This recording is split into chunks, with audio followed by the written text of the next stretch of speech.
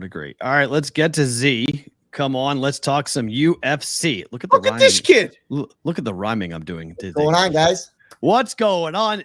Zayd, Hold on a second. say your last name so I don't butcher it, because I always Hussein. Okay, so I always say it's just your Z to me, and that's it. But UFC 291, we got everybody on. Wait, hold on, Matt. Wait. Is that a Raven shirt? Yes, he's doing it to Lamar piss you Jackson. off. Yeah, it's What in the hell are you doing wearing a Raven shirt, Z? You know, I'm sick of the Bears, to be honest with you. These last couple of years have been awful. I've switched over to the Ravens. Lamar Jackson's my guy, and look at that. He's always my fantasy quarterback, so I always got to roll with Lamar Jackson. Fair. Okay, go ahead. UFC 291 weigh-ins today in Salt Lake City. Michael Pereira did not make weight. We'll see if that fight against Stephen Wonderboy Thompson is actually going to happen. But overall, let's talk about this card here, my friend. I know in SportsGrid you do a lot of UFC breakdowns. I am ecstatic for this card tomorrow night. I think this is one of the best cards we've had in a while, maybe the best card top to bottom this year. And Dave and I were at 290, and that card was unbelievable. Some thought it might be the best card ever, and we watched the thing live. Good. Overall, what is your excitement level? How do you think this card could play out? What do you think about the overall picture tomorrow night in Salt Lake? Yeah, so first, I turned 22 today. I know you mentioned Madeline's birthday. Hey, everyone born in July. Hey, everyone's born in July. Yes. All the families, July family. Damn. So excited to come on here today with you guys. This card, like you mentioned, stacked top to bottom with stars. A lot of plays for me, especially underdog plays in this card. And there's one play that stuck out to me the most, which is going to be on the prelims, and it's Jake Matthews versus Darius Flowers. So Matthews was scheduled to fight a different fighter. Fighter pulled out. Flowers takes this fight under maybe a week and a half, 2 weeks notice, roughly. Trains out of Chicago fight team here. Flowers is one of those guys that he fought on the Contender Series. He was kind of a up-and-coming guy. They kind of wanted to see what they had with him. He fights on the Contender Series. His opponent messes up his shoulder, blows out his shoulder, so the fight lasted about 1 minute. We didn't really see nothing. I don't think Flowers is a UFC caliber fighter, and I think when he steps in against a guy like Jake Matthews on very, very short notice, who Jake Matthews is not one of the top fighters, but he's elite when it comes to striking, and he's going to have an elite grappling advantage in this fight. And he opened around minus 330. Right now he's sitting at minus 240. This is a fight in elevation, as you guys know. It's not going to go 3 rounds. Sharps hammered the under 2.5 at minus 175. It's now sitting at under 1.5. Right. Come both ways. I like Matthews by finish. I think you take him instead of laying the minus 260 that it's at right now. You take him by finish at minus 113, which is a bet I just put in. Matthews is going to get this finish, and I think it's going to be inside the first or second round. So this is a prelim. This is a prelim welterweight belt. Jake Matthews, the Celtic kid, 18-6 overall. This guy has had kind of an up and down run. He's lost 2 of his last 3 fights, but the Darius Flowers kid we know nothing about. He's got 1 fight. Average fight time is 113. And I watched the regional tape. Right. The grappling edge here is going to be just significant. And even on the feet, like Flowers is going to have about 2 minutes of a hard push to try to knock him out. And if that does not happen, he's getting mauled here and finished inside a round and a half easy. And you could see that from, tons of sharp money came in on under 2.5 at minus 175, brought the line down to 1.5. For me, I always like to bet a path to victory in the UFC because I feel like there's more value. If you understand which way a fighter's going to win, you could maximize your value there. And for parlaying that though, the under and Matthews, you can't really parlay it. You just take him by finish. So Jake Matthews inside the distance is the bet. So and inside the distance, he's minus 113. Like it, like it a lot. So Z, I mean that's an example. There's a lot of value on the fights when you have these cards that aren't the main events. Everybody gravitates towards the main events and different things like that. All that being said, I'm going to ask you about the main event because the lines for, the last 2 fights of the night, Pereira and Blachowicz, I don't know how to say it. Linkovic, and Gaethje and Poirier, those are like tight. Like this is minus 145-ish and minus 115-ish. Do you see an edge sidewise there or total wise in those last 2 fights? Yeah, I mean, for me, if I'm taking a side on the co-main event, I have to lean Blachowicz, just because I mean, honestly, you look at what Pereira's done. He obviously is a great striker, but we've seen him tested early on with his grappling. I don't think his grappling is quite there. We remember Jan Blachowicz fought against Israel Adesanya, who's obviously, one of the best strikers as well. And he just was able to take him down, neutralize him on the ground, honestly. And I think Blachowicz is competent enough on the feet and good enough on the feet to stand long enough to shoot for the takedowns. I think we're going to see him wrestling a lot in this fight. And I think Pereira moving up, it's going to be tough having that heavier guy on you, having a guy that you got to remember. Blachowicz was a K1 kickboxer. Like he could stand on the feet too. He could fight standing. So he'll keep it competitive a little bit on the feet. He'll get outstruck, but once he takes him to the ground, I think it's going to be a whole different ball game.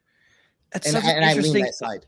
It's interesting because Pereira, weight-wise, we know he's had a tough time making 185. So now he gets to be basically at full weight at 205 on this.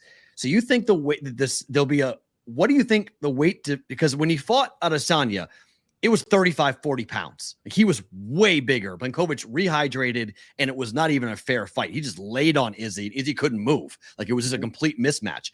That's not going to be the case so much with Pereira. He's going to be, Blachowicz is probably going to be a little bit heavier, but don't you think the weight will be somewhat similar on fight night?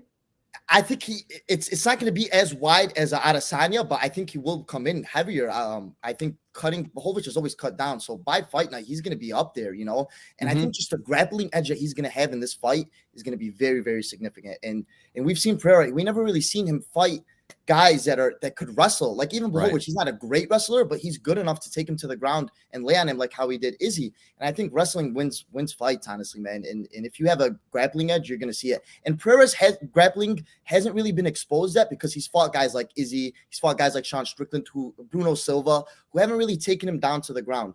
Nicolaitis was a fighter he fought, I think, in his debut or second fight, who actually took Pereira to the ground a couple times. So I think we're going to see him be exposed on the ground here. And that's why if I were to lean in that fight, I'm leaning the Blachowicz side.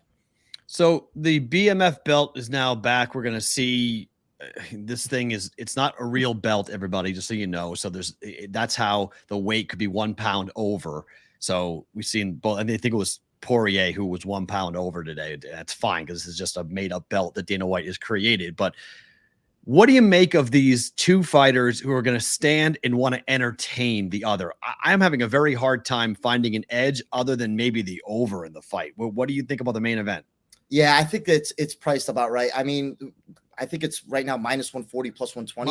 Minus 145 or 140, depending. Yeah, I'm not laying a 145 on Poirier, and if you want to take Gaethje, I guess you could take him, but there's not much value on either side there. I think you could take the over because both fighters are so durable, as we've seen in the past. Yeah. But overall, man, I really don't have a lean here bet-wise. I think this is going to be an exciting fight.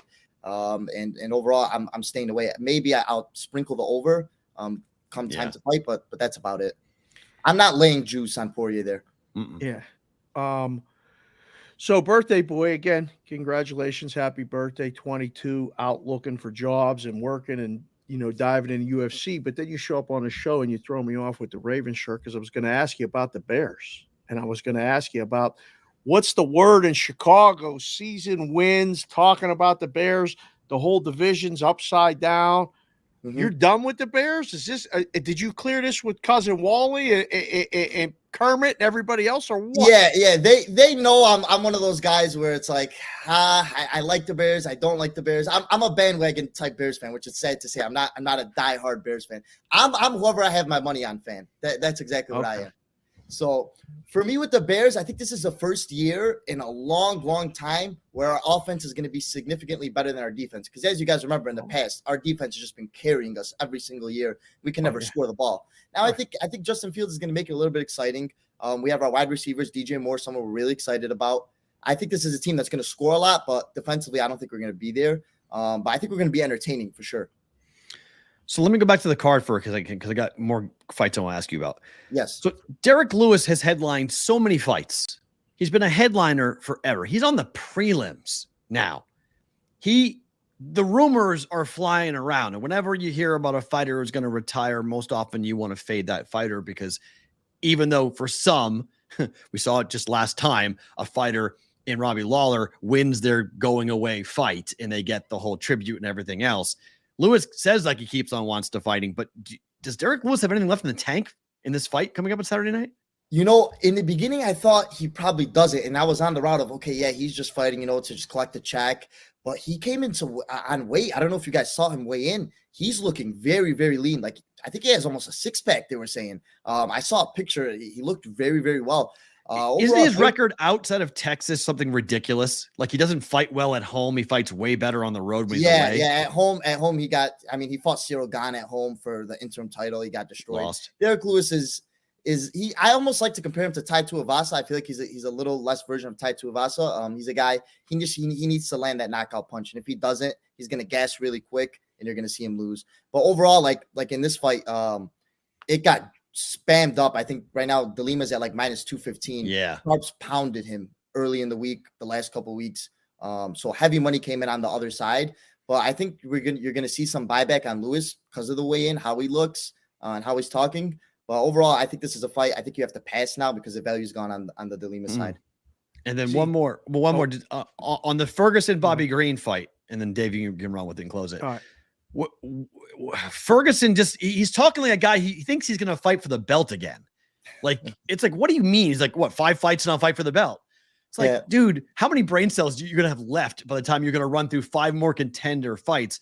This feels like a showcase fight for Tony Ferguson. I like Bobby Green, but shouldn't Tony piece him up? So Tony Ferguson, and it's funny that you mentioned this because I wanted to claim this. I think he's very, very live as a dog, and I've seen him as high as plus 340, plus 350 in certain spots.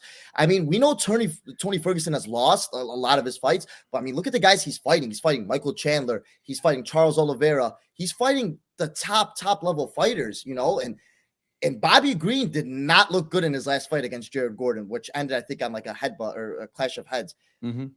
Tony Ferguson is very live in this fight. I think we could even get him at submission. I saw submission props of like plus 900, plus 1,000, which is absurd to me. I think it could catch him in a Darce choke, a triangle choke, something like that.